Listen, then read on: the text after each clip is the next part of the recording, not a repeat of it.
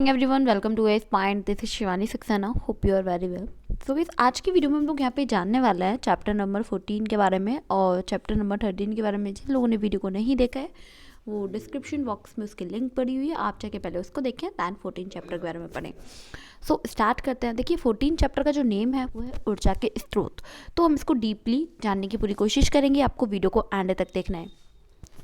आपको बताए कि किसी वस्तु की कार्य करने की जो क्षमता होती है उस वस्तु को क्या कहते हैं? ऊर्जा कहते हैं। ठीक है, मतलब कार्य करने की जो क्षमता है उसे ऊर्जा कहते हैं। जैसे प्रकाश ऊर्जा है, ऊष्मीय ऊर्जा है, पेशीय ऊर्जा है, तो ये सारी ऊर्जाएं ही हैं।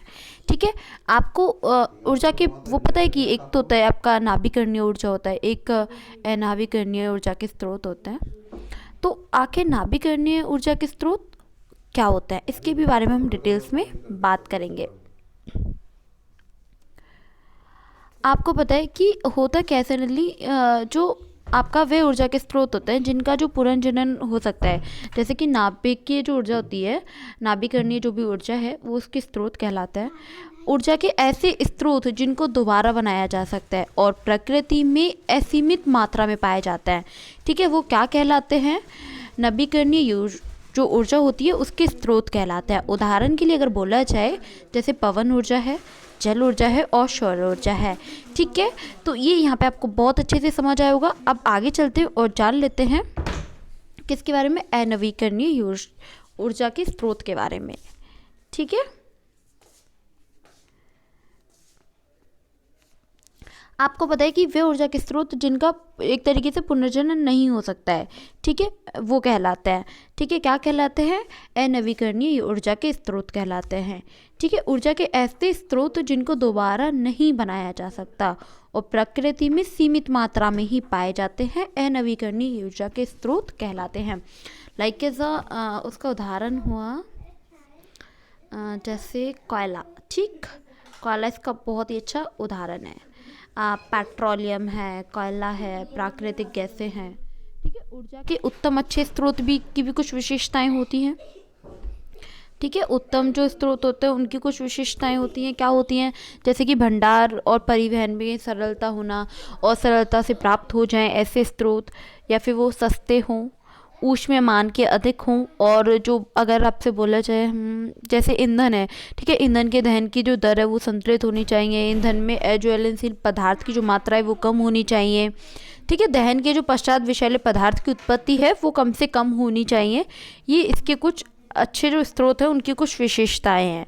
ठीक है, ईंधन की आसानी से भंडार तथा परिवहन में सुरक्षित होना चाहिए। तो हम ऐसे पता लगा सकते हैं कि ये हमारे लिए अच्छे स्रोत हैं। ईंधन की जो भी उपलब्धता है पर्याप्त मात्रा में सुलभ होनी चाहिए। ठीक है, तो ये यहाँ पे आपको समझ आया होगा। तो आप इस चीज़ को यहाँ पे काफ़ी डीपली समझने की कोशिश करें, काफ़ी इम्पोर्टेंट पॉइंट्स हैं। साथ ही आपको यहाँ पे जान लेना है कि समुद्र से जो भी ऊर्जा होती है, जैसे समुद्र से ऊर्जा का कहने का मतलब हुआ आपका आइए पहले जान लेते हैं। हाँ, देखिए ये आपको यहाँ पे दिया हुआ है आगे, तो आप इसको पढ़ेंगे ना। जैसे कि समुद्र से जो ऊर्जा होती है, जैसे कि ज्वारीय ऊर्जा होता है, तरंग ऊर्जा होता है, महासागरीय तापीय ऊर्जा होता है, तो इसके बारे में हम लोग डिटेल्स में जानते हैं।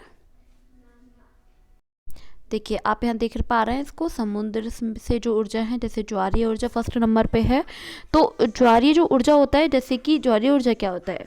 ज्वारीय ऊर्जा मतलब जो घूर्णन गति होती है ना, घूर्णन गति करती हुई जो पृथ्वी है, पृथ्वी पे समुद्र के जो जल है, जल में एक तरीके से चंद्रमा जो आकर्षण बल के कारण क्या होता है? तरंग उत्पन्न हो जाती है, जैसे हम कहते हैं ज्वारीय ऊर्जा।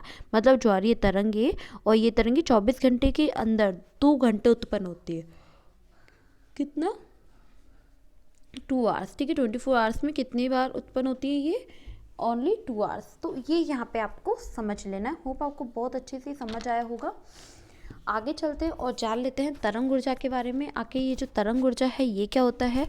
आपको पता है कि पृथ्वी का 70% भाग जल से ढका हुआ है, और इन्हीं क्षेत्रों में जो लहर भी है वो भी होती है।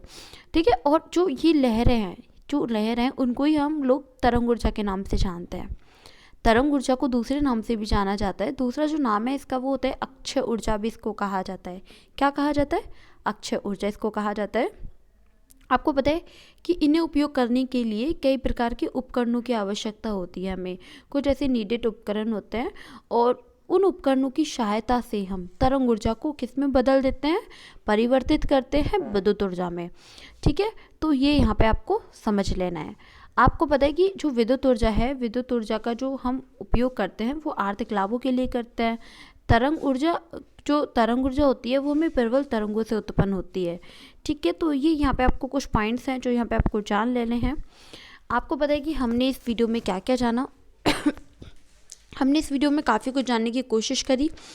एक तो हमने जाना कि जो ऊर्जा के स्रोत होते हैं उसकी परिभाषा, हम इसको कैसे एक्सप्लेन कर सकते हैं कुछ 2 लाइन्स में, कि ऊर्जा के जो स्रोत हैं वो क्या होते हैं, ऊर्जा की परिभाषा क्या होती है।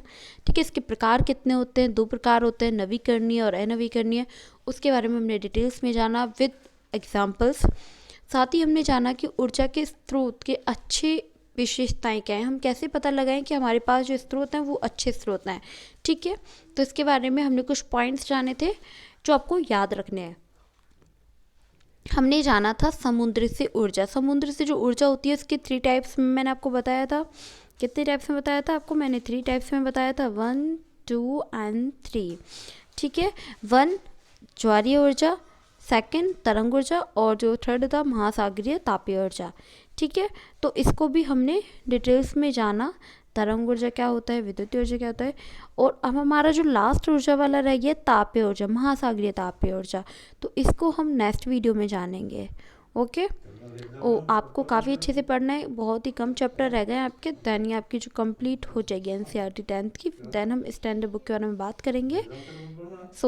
आप कंटिन्यू बनाए रखिए और कंटिन्यू क्लास लीजिए। कोई भी दिक्कत परेशानी आ रही है तो आप उसे कमेंट बॉक्स में क्लियर कर सकते हैं। आज के लिए इतना ही। Thank you so much, bye bye, take care.